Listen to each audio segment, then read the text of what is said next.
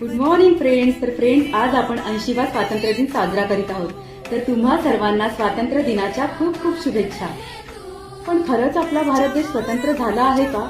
आपल्या देशातील प्रत्येक मुलगी, प्रत्येक स्त्री सुरक्षित आहे का? एखाद्या मुलीवर अत्याचार झाला तर आपण कॅन्डल मार्च काढतो, पण फक्त कॅन्डल मार्च काढून तिला सुरक्षा आणि न्याय मिळणार आहे का? नीटच्या विद्यार्थ्यांसाठी सोनम वांगचुक यांनी उपोषण करून आवाज उठवला. आजही अनेक विद्यार्थी आपल्या स्वप्नांसाठी संघर्ष करीत आहेत. देशातील प्रत्येक विद्यार्थ्याला आपलं स्वप्न पूर्ण करण्याची संधी मिळते आहे का? आपण स्वातंत्र्याचा अमृत महोत्सव साजरा करीत आहोत. आजही ट्रेनमध्ये, बसमध्ये, भर रस्त्यात एखाद्याचा जीव घेतला जातो. मुलींवर अत्याचार होतात.